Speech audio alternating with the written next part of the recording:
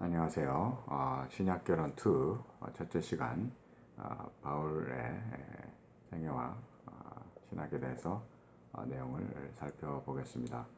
바울은 사도요, 전도자요, 또 신학자였습니다.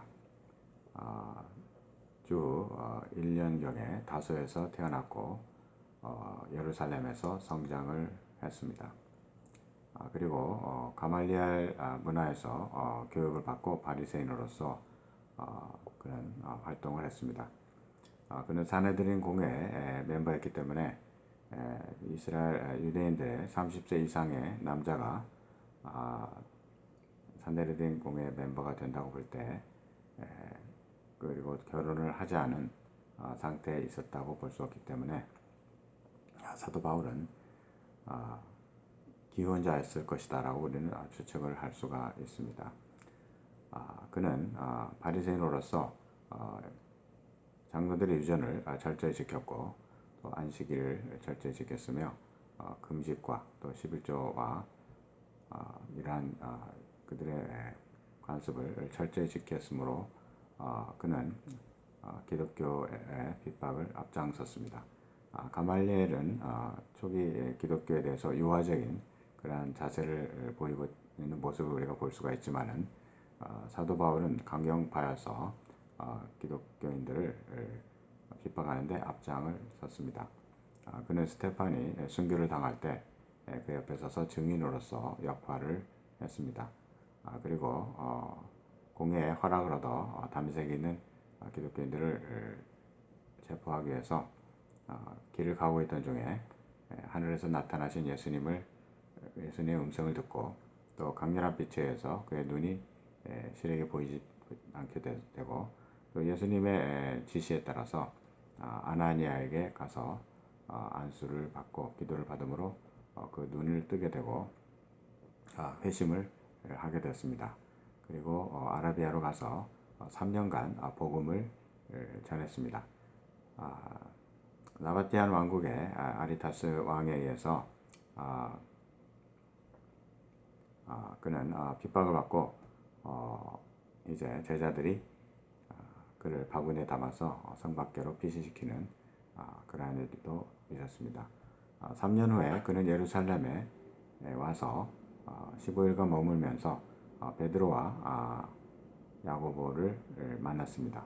이때 그는 예수님의 생애에 대해서 직접 목격자의 증언을 들었을 것으로 우리는 생각을 할 수가 있습니다. 이것이 바울의 회심 이후에 첫 번째 예루살렘 방문이었습니다. 헬라파 유대인들이 바울을 죽이려고 함으로 제자들이 바울이 다소에 가서 머물도록 했습니다. 다소에서 약 10여 년 그는 있었습니다. 이제 안디옥 교회 성도들의 수가 불어나서 교사가 필요할 때 바나바가 이제 바울이 와서 도와주기를 요청했을 때 바울이 안디옥 교회에 와서 교사로서 섬겼습니다. 그것은 약 45, 6년 경이었을 거라고 우리는 볼 수가 있습니다. 바울이 안디옥에 온 이후 글라우디우스 황제 때 유대 대기근이 일어났습니다.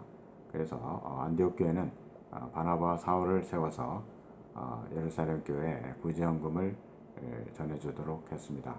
이것이 바울의 회심 이후에 두 번째 예루살렘 방문이었습니다. 그리고 48년경에 안디옥 교회는 바나바와 사울을 따로 세워서 기도하고 그들이 전도여행을 가도록 했습니다. 바울과 사울은 마가와 함께 1차 전도여행을 갈라디아 지역으로 갔습니다. 이때 마가는 무슨 연구에 있었는지 그룹을 이탈해서 집으로 가버렸습니다. 이 때문에 나중에 바울과 바나바가 2차 전도여행을 떠날 때 마가의 연구로 그들은 다투었고 갈라서게 되는 일이 있었습니다. 1차 전도여행 때 바울은 비시디아 안디옥에서 설교를 했습니다. 그 설교 내용은 사도행전 13장에 잘 소개되어 있습니다. 그들은 이제 더베와 루스드라로 진행해서 복음을 계속해서 전했고 루스드라에서는 그들이 안진뱅이를 고침으로 말미암아 사람들이 그들을 험해가 하겠다고 주장하면서 그들을 신으로 섬기려고 했습니다. 이때 바울과 바나바는 옷을 찢으며 그들을 만류했고, 또한 이고니온과 안디옥에서 온 사람들이 바울을 돌로 쳐서 그가 죽은 줄 알고 성 밖에 끌어내어 내던졌습니다. 바울이 제자들에 의해서 치료를 받고 깨어났고, 또 이때 디모데가 회심을 하고 제자가 되었습니다. 그들은 이제 안디옥에 돌아와서 선교 보고를 했습니다. 그리고 얼마 있지 않아서 이제 예루살렘에서 온 형제가 이방인들이 모세율법을 지키고 할례를 받아야 구원을 받는다고 가르쳤습니다. 또 바리새파 사람들이 일어나서 이방인 그리스도인들이 모세율법에 따라서 할례를 받고 율법을 지켜야지 구원을 받는다고 가르쳤습니다. 그래서 안디옥 교회는 바울과 바나바를 세워서 이 문제를 예루살렘 교회에 가서 보고하도록 했습니다. 사도들은 공회를 열었습니다. 이때 바울은 이제 회심 후에 세 번째 예루살렘을 방문하는 것이었습니다. 갈라디아서 2장 1절에 보면 바울이 예루살렘을 방문한 그러한 언급이 나옵니다. 그래서 갈라디아서 연구에 있어서 수정주의자들은 갈라디아서 2장 1절에 언급된 바울의 예루살렘 방문이 바울의 회심 이후에 두 번째 예루살렘 방문으로서 사도행전 11장 27절부터 30절까지 언급되어 있는 예루살렘 구제를 위한 방문과 일치하는 방문이라고 주장을 합니다. 하지만 우리가 이 주장을 따를 경우에 바울의 연대기에 맞지 않는 부분이 많이 있는 것을 우리가 발견하게 됩니다. 따라서 바울의 세 번째 예루살렘 방문은 주 49년경에 있었을 것으로 보고 있고, 예루살렘 공회도 주 49년경에 일어났을 것으로 우리는 추측을 할 수가 있습니다. 바울은 이제 그 이후로 이제 안디옥으로 돌아오게 되고 49년경에 가을에 바울은 2차 전도여행을 떠나게 됩니다. 이때 아까 말씀드렸던 대로 바울은 바나바와 마가 일 때문에 다투고 갈라서게 되고, 바나바는 마가를 데리고 구브로로 갔고 바울은 실라를 데리고 갈라디아를 방문해서 이제 그가 개척한 교회를 방문해서 격려하고 이제 드로아로 향해서 드로아에서 이제 누가를 만나고 누가에게 복음을 전하고 그를 회심시키는 일이 있었습니다. 그리고 이제 꿈에 유럽에서 사람이 나타나서 한 청년이 유럽 쪽으로 오라고 손짓을 하므로 바울이 그것을 하나님의 뜻으로 받아들이고 마게도냐로 건너가게 됩니다. 빌립보에 이르렀을 때 강가에서 리디아를 만나게 되고 그녀가 회심하게 되고 그녀의 집에서 교회가 개척이 됐습니다. 바울은 계속해서 데살로니가 쪽으로 나아갔고 누가는 빌립보 교회에 남아서 그들을 섬기게 됩니다. 바울은 데살로니가 회당에서 복음을 전했고 유대인들의 대접을 받았습니다. 그리고 베레아로 피신을 했었고, 그리고 그곳에서 데살로니가 전후서를 쓰게 됩니다. 그리고 바울은 계속해서 아테네로 진행하고 아레오바고에서 설교를 하고 복음을 전했습니다. 그리고 고린도에 가서 18개월을 머물면서 복음을 전했습니다. 이것이 50년 봄부터 51년 가을까지로 우리가 추정이 됩니다. 그때 갈리오가 아가야 총독으로 있은 것이 51년 7월부터 52년 7월까지였습니다. 이 시점을 기준으로 우리는 바울의 전도여행의 연대를 우리가 역추정할 수가 있습니다. 바울은 이제 다시 예루살렘을 거쳐 안디옥으로 돌아왔습니다. 그리고 52년 가을경에 이제 바울은 52년 봄에 바울은 제 3차 전도여행을 떠난 것으로 우리가 보여집니다. 3차 전도행에서는 갈라디아를 거쳐서 에베소에 가서 3년 정도 머물면서 두란노 서원을 중심으로 제자들을 양성을 했습니다. 이때 고린도에서 예루살렘에서 온 거짓 사도들이 바울의 리더십을 폄하하고 고린도 교인들을 율법주의로 몰고 갈 때 바울은 심히 슬퍼하면서 이제 고린도로 배를 타고 건너갔습니다. 그리고 자기가 그들을 대면해서 문제를 해결하려 했을 때 성공적이지 못하고 바울은 눈물을 머금고 다시 에베소로 돌아와서 눈물의 편지를 쓰게 됩니다. 그리고 그 편지를 디도의 손에 전달하게 하고 이제 바울은 디도를 기다리면서 마게도냐로 건너갔습니다. 마게도냐에 있을 때 디도가 좋은 소식을 가지고 돌아왔습니다. 이때 바울은 고린도 후서를 씀으로써 고린도의 세 번째 방문의 계획을 알리게 됩니다. 이때가 약 55년경이라고 우리는 볼 수가 있고요. 이로부터 약 한 1년 반, 2년 정도에 걸친 바울의 선교행은 사도행전에서 다루지 않고 있습니다. 신약학자들은 이 기간에 바울이 일리리콘과 지금의 유고슬라비아 지역에 방문해서 복음을 전했을 것이라고 생각을 하고 있습니다. 바울이 고린도에서 이제 3개월을 머물면서 로마서를 집필하게 됩니다. 그리고 57년 봄에 고린도를 떠나서 이제 빌립보를 거쳐서 누가를 데리고 이제 빌레도에 방문해서 장로들을 만나고 눈물의 작별 인사를 하고 또 아가보라는 자의 예언을 통해서 제자들이 바울이 예루살렘 방문을 만류했지만 바울은 예루살렘 기금을 가지고 그것을 예루살렘 교회에 전달을 해야 되기 때문에 예루살렘으로 갔습니다. 그리고 바울은 예루살렘 기금을 예루살렘 교회에 전달을 하고 이제 나스린의 정결례에 따라서 머리를 깎고 이제 유대주의자들과 또 유대인들의 마음을 달래려고 했습니다. 하지만 유대인들이 소동을 피우므로 또 바울을 죽이기 전에는 먹지도 않고 자지도 않겠다는 자가 400명이나 있었습니다. 이런 상태에서 로마 군인들이 이 소유를 진압하는 과정에 바울을 알게 되고 바울을 체포하게 되고 바울은 백부장의 이제 손 안에 들어가게 되고 바울은 가이사라로 후송이 돼서 가이사라에서 벨릭스의 재판을 받게 되고 2년 동안 구금 생활을 하게 됩니다. 이제 베스도가 59년 봄에 총독으로 부임을 하게 되고 얼마 있다가 이제 로마로 호송이 되게 됩니다. 그래서 그때가 59년 가을경이다 라고 우리는 볼 수가 있고 바울이 로마에 도착한 것은 60년 봄이다 라고 우리는 추측을 할 수가 있습니다. 바울은 로마에서 가택연금으로 2년간 있었습니다.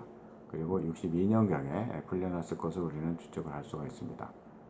그 후 한 2년 정도 바울은 선교행을 했을 것이고 이때 스페인까지 가서 복음을 전했을 것이라고 에페크 브루스는 말하고 있습니다. 이제 64년에 로마에 대화재가 일어나서 네로가 이것을 그리스도인들에게 뒤집어 씌우면서 기독교에 대한 핍박을 강화할 때 이제 바울이 체포가 되게 됐다고 우리는 볼 수가 있고 이때 이제 네로의 손에 의해서 이제 바울은 순교를 하게 되었다고 우리는 추측을 할 수가 있습니다. 바울은 정말 이방인의 사도로 하나님의 부르심을 입어서 정말 이사야 66장에 19절 이하에 그러한 이방인의 복음 전파를 위한 도구로 하나님께서 자신을 사용하고 있다고 하는 그 자신이 종말의 제사장적인 역할을 담당하는 이사야나 에레미야에 상응하는 선지자로서 하나님을 위해서 일을 하고 있다고 인식을 하고 있던 그러한 사도였습니다. 정말 바울이 아니었다면 복음이 그렇게 광범위하게 포괄적으로 이방 땅에 전파되지 못했을 것이고 13권의 바울 서신도 존재하지 못했을 것이고 이신칭의의 이 복된 구원론도 존재하지 않았을지도 모릅니다. 바울의 신학이 변천이 되었는가 하는 점에 있어서 학자들의 의견이 분분합니다. 그렇지만 바울이 1차 전도여행을 48년에 시작한 것으로 보고 회심을 32년이나 33년에 한 것으로 볼 때 바울이 1차 전도여행까지 15년 기간 동안을 통해서 하나님께서 바울의 신학을 이미 정립시켜 주셨을 것이라고 우리는 확인할 수가 있습니다. 따라서 우리는 바울 신학의 진화론적인 변천이나 발전을 우리가 수용하는 데는 어려움이 있다라고 하는 것을 우리가 여기서 발견을 하게 됩니다. 이제 두 번째로 바울 신학의 중요성과 일관성에 있어서 문제를 우리가 한번 살펴보겠습니다. 바울 신학의 일관성에 대한 입장은 세 가지가 있습니다. 첫째는 바울 신학에 일관성이 있다고 하는 주장이고, 두 번째는 바울 신학이 변천에 갔다고 주장하는 주장이 있습니다. 세 번째는 바울 신학에 일관성이 없고 모순덩어리다 하는 그러한 주장이 있습니다. 첫 번째로 바울 신학의 일관성에 대해서 제임스 던은 바울이 위대한 기독교 신학자라고 말하고 있습니다. 이는 그가 전부적인 신학자이기 때문이 아니라 그가 쓴 서신이 정경화되었고 교회에 지대한 영향을 미쳤기 때문이라는 것입니다. 더는 로마서의 체계를 따라서 바울 신학을 구성하는 책을 썼습니다. 허만 리더버스는 바울 신학에 일관성이 있다는 점에 동의를 했습니다. 그리고 그것이 교회에 깊은 의미가 있다고 생각을 합니다. 그렇지만 그는 제임스 던의 견해와 몇 가지 점에서 다른 점을 보이고 있습니다. 그것은 단체보다는 개인의 구원에 초점을 두고 있고, 또 에베소서와 목회 서신이 바울 후기의 작품이라는 점, 그리고 바울의 믿음과 행위의 대조에 대한 해석이 있어서 제임스 던과 차이를 보이고 있습니다.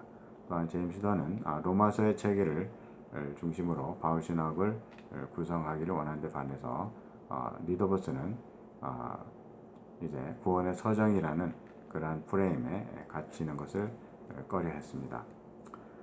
세 번째로 C.K. 베렛은 바울은 많은 뛰어난 기독교 신학자 중에 하나가 아니라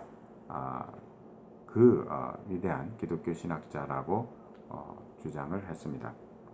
바울은 조직 신학자이기 때문에 그의 신학을 주제별로 연구하는 것은 그의 각 서신에 있어서 나타난 그의 신학적 상황을 이해하는 데 보완해 준다고 믿었습니다.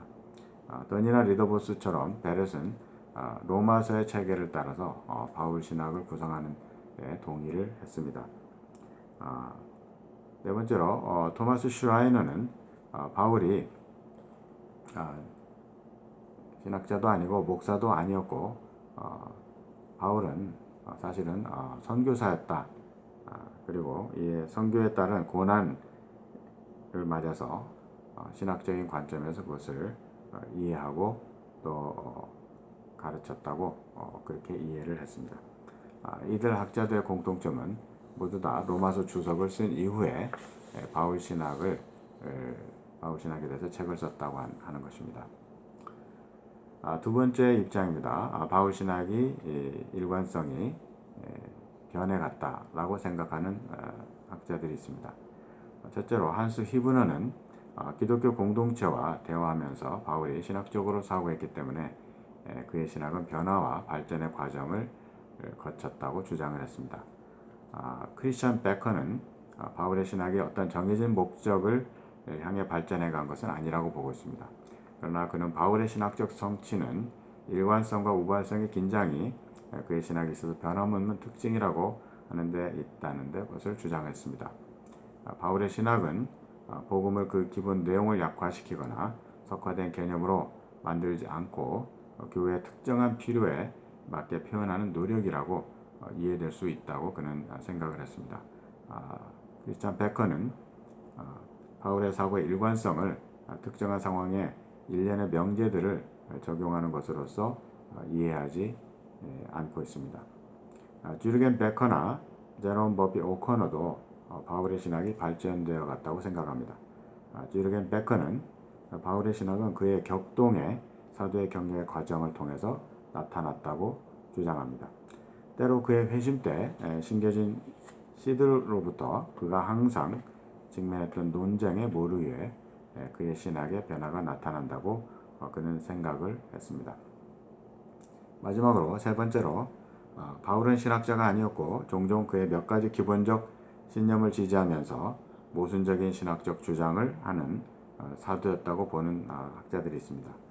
그의 신학적 소수는 그의 경험에 바탕을 둔 기본적 신념에 대한 부자연스러운 합리화라고 이들은 생각합니다. 대표적으로 E.P. 샌더스라는 학자는 바울의 신학적 사상은 그리스도가 세상의 구원자라는 신념에 의해 독단적으로 지배되었다고 주장을 하고 있습니다.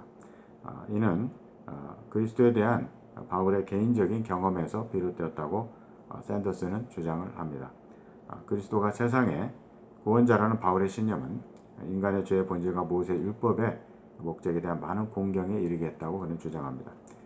바울의 그리스도에 대한 앞의 신념은 온 세상이 죄의 권세 아래 있다는 결론에 이르게 했다는 것입니다.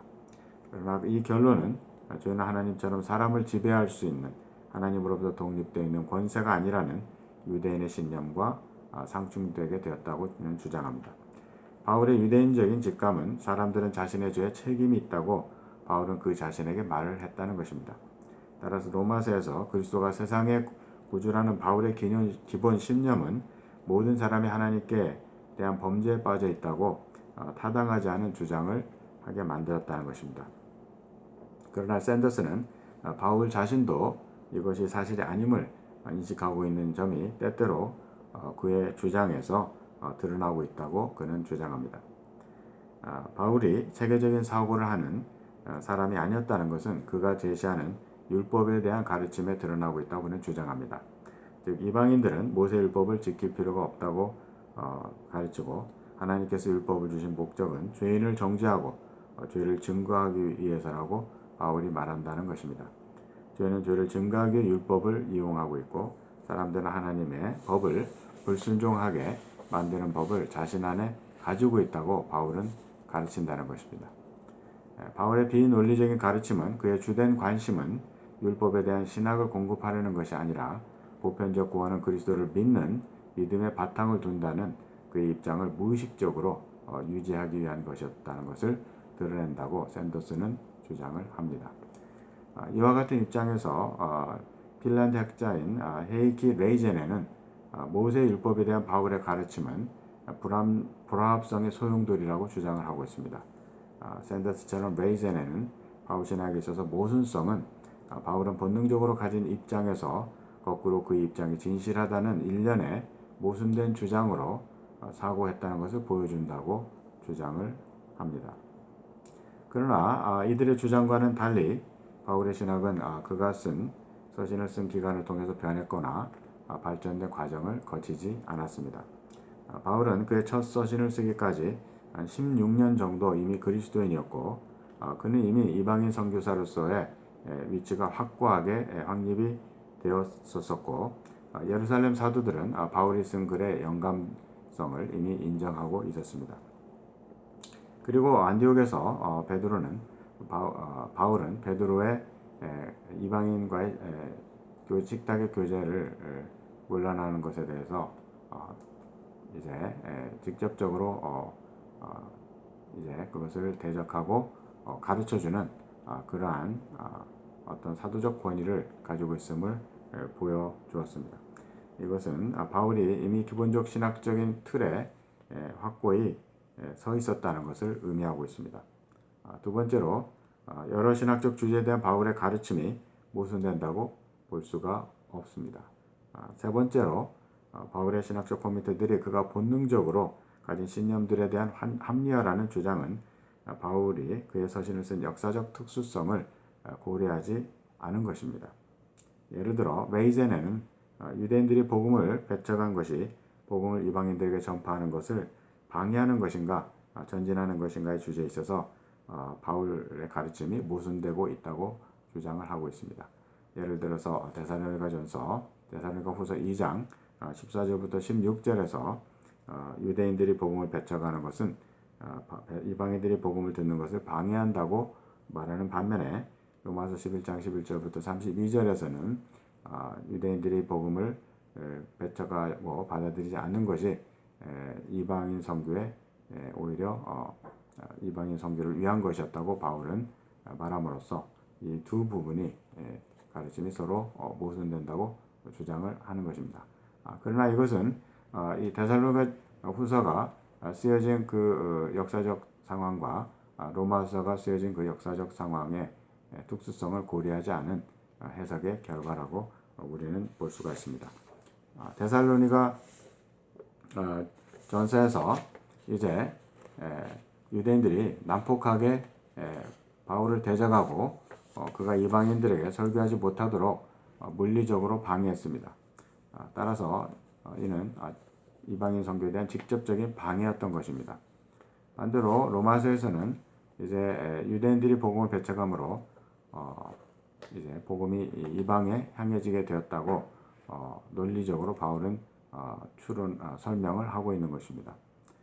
따라서 데살로니가 전서와 로마서에서의 가르침이 그 어떤 다른 역사적 정황을 배경으로 하고 있는 그런 특수한 가르침들로서 서로 모순되지 않는 가르침이라고 하는 사실을 우리는 여기서 알 수가 있는 것입니다.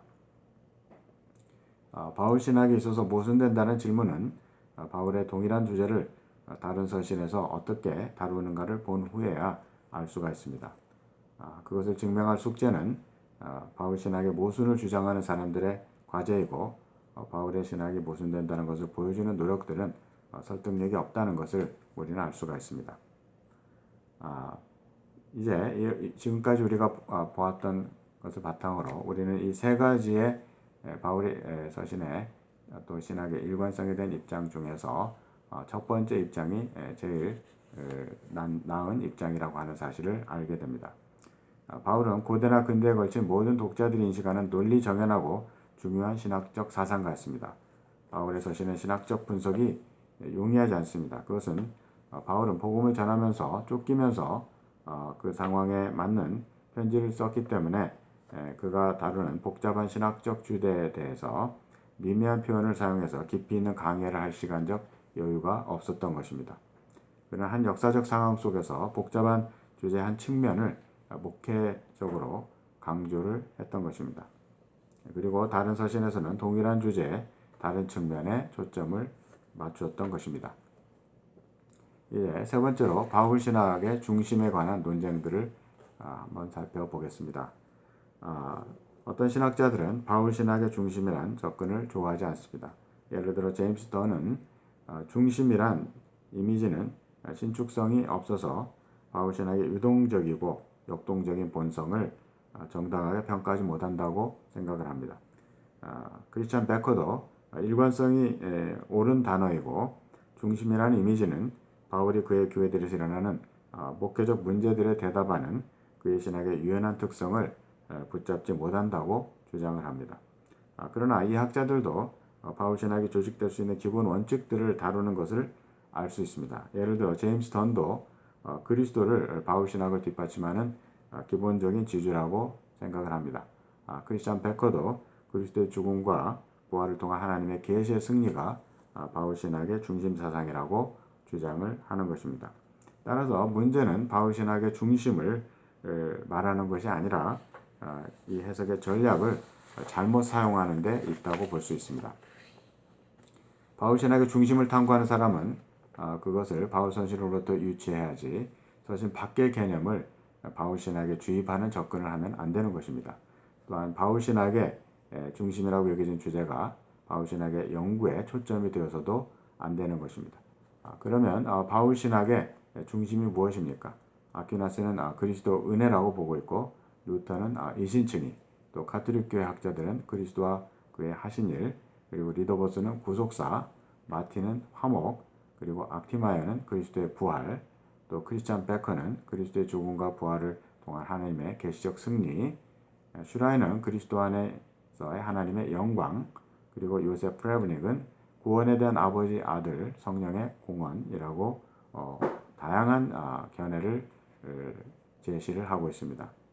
이러한 다양한 견해는 그 이유가 무엇일까요?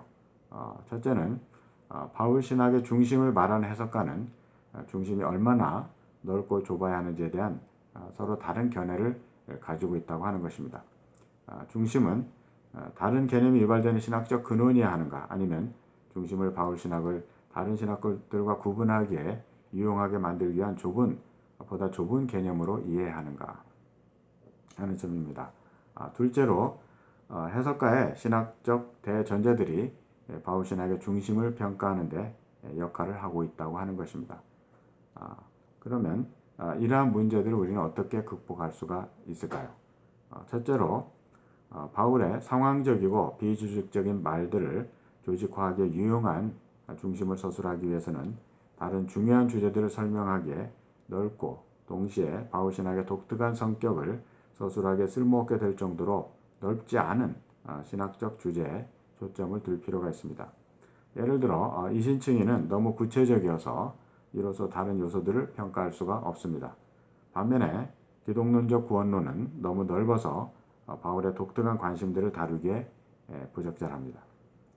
두 번째로 대전제의 개입을 막을 수는 없지만 우리가 본문을 왜곡함으로써 대전제를 정당화하려는 유혹에 저항하는 것은 가능합니다.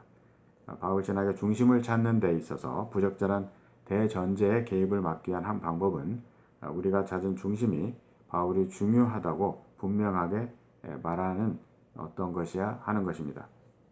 예를 들어서 하나님의 약하고 죄 있는 창조물에 대한 은혜로움 같은 중심 주제는 이 두 기준을 만족시키는 중심이라고 볼 수가 있습니다. 그러면 우리가 바울 신학의 우발적인 편지 형태의 표현을 인식하면서 일관된 특성을 붙잡는 일이 어떻게 가능할까요? 우리는 고전적 조직신학의 주제에 따라 혹은 로마서의 체계를 따라서 바울 신학을 조직하는 것은 정당하고 필요한 일이라고 볼 수가 있습니다. 이는 바울 사상의 일관성을 나타내고 한 가지 주제에 대한 그의 사상의 편리한 요약을 제공합니다. 바울 사상에 대한 체계적 배치는 그의 신학 연구에 도움이 되는데 이는 주석에 있어서 콘코던스가 유용한 것과 같습니다. 이와 동시에 잊지 말아야 할 것은 바울 사상의 체계적인 배열은 그가 그의 신념을 제시하는 데 있어서 이 열정을 놓치면 안 된다는 것입니다. 이제 바울의 신관점에 대해서 우리가 살펴보겠습니다. 1977년 듀크 대학의 E.P. 샌더스는 바울과 팔레스타인 유대주의라는 책을 썼습니다. 이 책에서 샌더스는 바울이 1세기의 유대주의를 이해하지 못했다고 주장합니다. 그리고 1세기 유대주의를 행위주의, 율법주의 종교로 공격을 했다고 하는 것입니다. 샌더스는 중간사 문학의 분석을 통해서 중간사 문학에 나타난 1세기 유대주의는 행위주의가 아니라 은혜의 종교였다고 주장을 합니다. 이제 1세기의 유대주의는 유대인들이 하나님의 은혜로 아브라함의 자손이 되고 이 하나님과의 언약 관계를 유지하기 위해서 모세율법을 지키는 것이 요구되었다고 하는 것입니다. 이것이 소위 getting in, staying in이라는 프레임입니다. 은혜로 getting in하고 순종으로 staying in 한다고 하는 그러한 프레임인데 이것을 그는 언약적 율법주의, 커비넌트 노미즘이라고 제시를 했습니다.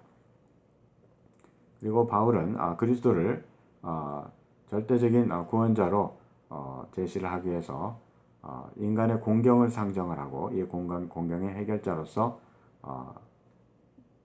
예수 그리스도를 구원자로 제시를 하고 유대주의를 율법주의로 공격을 했다고 주장을 합니다.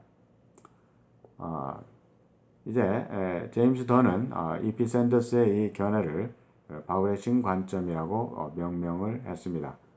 그리고 바울은 사실 유대주의의 언약적 율법주의를 배격한 것이 아니고 그 틀 속에서 사실은 바울이 주장을 한 것은 이제 유대주의가 의식법이나 할례법이나 또 안식일법 같은 그러한 유대의 민족적 관습을 하나의 장애물로 설치를 하고 있었기 때문에 이방인들이 유대주의로 개종을 하는 것을 어렵게 하고 아브라함의 자손이 되는 것을 방해했기 때문에 사도 바울이 이것을 제거하기 위해서 예수 그리스도를 구원자로 제시를 하고 오직 믿음으로 구원받는다는 가르침을 가르쳤다고 하는 것입니다.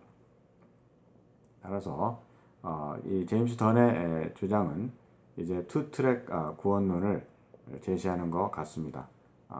바울이 유대인들은 유대주의로서 아브라함의 자손이 되는 것이고 이방인들은 믿음으로써 아브라함의 자손이 된다고 하는 세대주의적인 그러한 구원론적인 바울의 해석을 제시하고 있는 것입니다. 이를 뒷받침하고 있는 대표적인 그러한 이제 구절이 로마서 3장 20절입니다. 이 구절에서 바울은 이제 율법의 행위로 구원을 받을 사람이 없다고 말씀을 하고 있습니다. 여기서 율법은 이제 포괄적인 그러한 법을 의미하고 여기서 행위는 율법주의적인 그러한 행위를 의미한다고 종교개혁가들은 해석을 했습니다. 제임스 던은 이 해석에 반대해서 여기서 율법은 토라를 의미하고 그리고 행위는 단순한 행위가 아니라 토라를 신실하게 지키는 행위를 의미한다고 그는 주장을 했습니다. 그래서 이제 유대 음식법이나 안식일법이나 할례법 같은 그런 것을 지킴으로써 이제 구원을 받을 자가 없다는 가르침을 이방인들에게 주고 그 대안적인 구원론으로서 예수 그리스도를 믿는 것이 구원의 길이라고 바울이 제시했다고 주장을 하는 것입니다.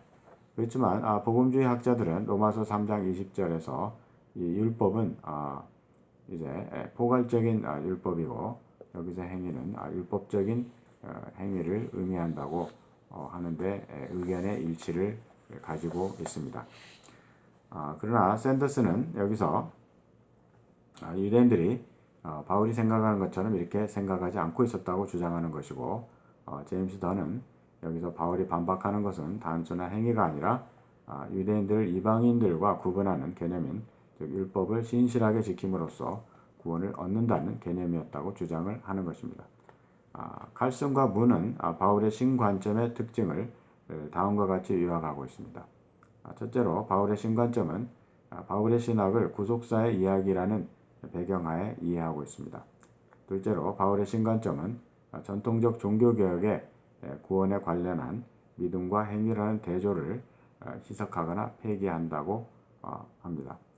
셋째로 바울의 칭의론이 수직적 측면에서 수평적 측면으로 전환되었습니다. 곧 바울에서 칭의는 하나님의 백성이 되는 것을 의미합니다. 이와 동시에 칭의는 더 이상 바울 신학의 중심이 아니게 됩니다.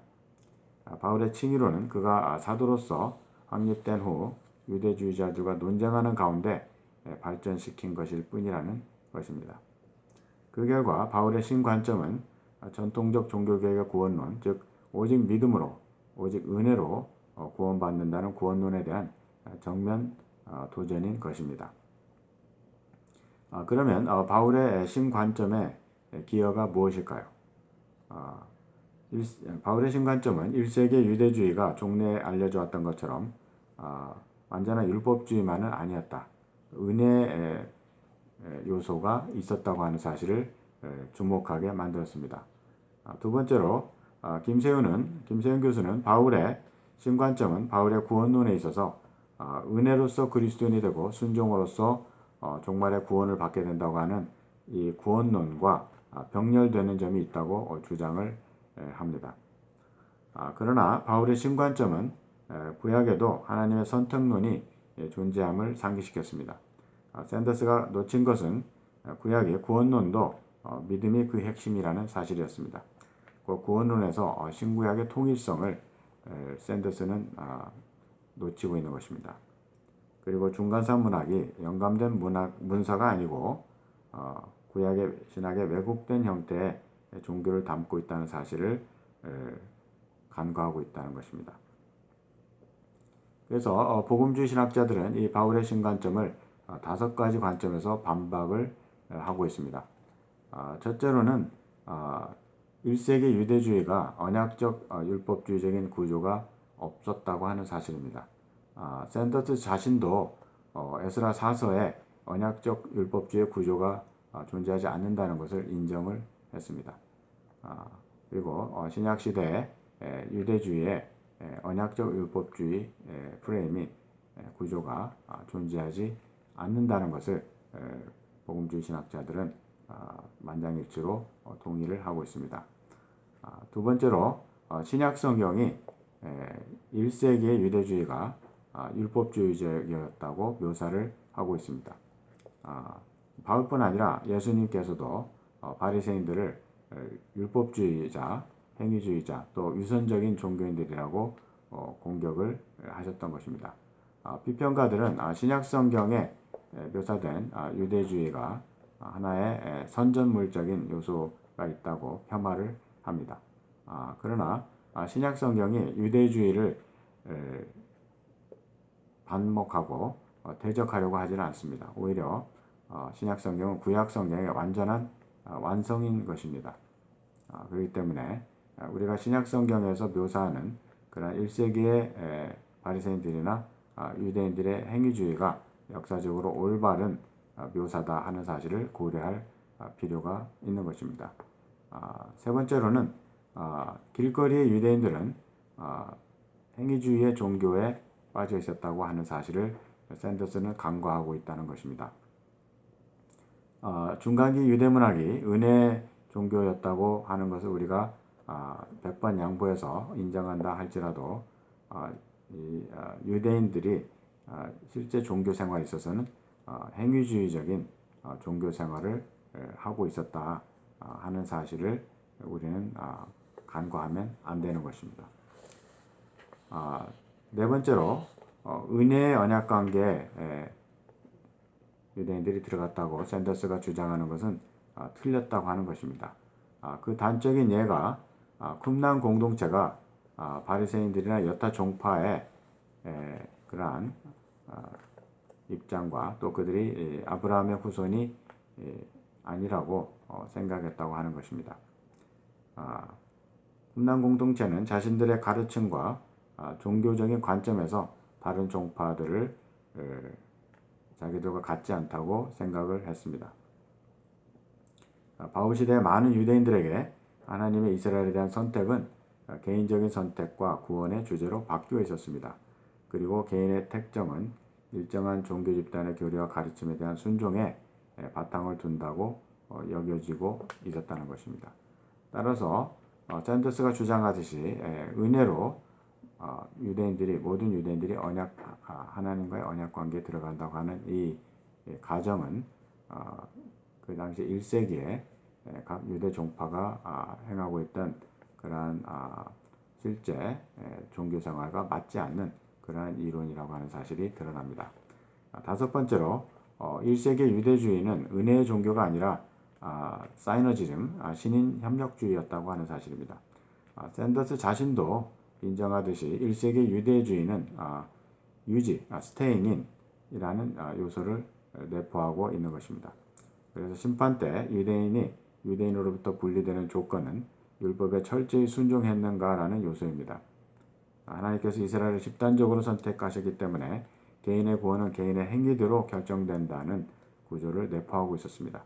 이 점에서 바울이 공격하는 것은 바로 유대주의에 내포되어 있는 신인 협력주의입니다. 어떤 비평가는 말하고 있습니다. 언약적 율법주의의 범주는 샌더스가 성취하려고 했던 것을 성취할 수 없다.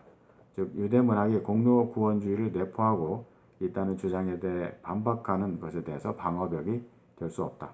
그것은 언약적 율법주의가 그와 똑같은 공로 구원주의 요소를 내포하고 있기 때문이다라고 말합니다. 김세현 교수는 신약시대 유대주의는 본질적으로 공로주의를 내포한 언약적 율법주의였다고 표현하고 있습니다. 그러면 바울의 신관점의 영향은 무엇입니까? 그것은 제임스 던에 의해서 바울이 유대 의식법을 타파하고 인칭의를 가르쳤다고 하는 그러한 주장을 나왔습니다. 하지만 율법의 행위에 대한 던의 해석은 타당하지 않습니다. 여기서 행위는 토라에 대한 신실함이 아니라 일반적인 행위를 말한다고 봐야 합니다. 결국 종교개혁가들이 바울이 율법주의를 공격하고 이해했던 것은 옳은 해석인 것입니다. 두 번째로 신관점은 칭의를 사회학적으로 이해하는 결과를 가져왔습니다. 앤티 라이트에 의해서 바울의 칭의가 수직적인 그러한 개념이 아니라 수평적인 개념으로 재정의가 되었던 것입니다. 그래서 공동체를 중시하고 또 윤리적인 행위를 중시하는 그러한 경향을 가져왔습니다. 이것이 바로 행위구원론이 윤리론을 대표하는 것처럼 발전하여 성령의 능력으로 되어지는 성화론이 행위주의와 혼동되는 그러한 가르침이 증가하고 있는 것입니다. 이와 함께 김세훈은 이제 신관점에 getting in, staying in 언약적 율법주의의 이 프레임이 그리스도인이 믿음으로 이제 교인이 되고 순종함으로써 종말에 구원을 받게 되는 이 구원론의 프레임과 일치하고 있다고 주장을 하면서 이제 칭의론이 성화론과 같은 개념이고 또 이 바울의 칭의론이 넓은 의미로 해서 성화론과 일치함으로써 이제 그리스도인들은 순종과 또 윤리적인 삶을 통해서 구원을 이루고 있다고 주장을 하는 그러한 가르침이 넓게 퍼지게 되는 그러한 결과를 가져오게 된 것입니다. 그렇지만 바울의 칭의론은 이제 성화론을 가져오는 것이지 성화가 구원의 조건으로 바울이 가르치고 있지는 않습니다.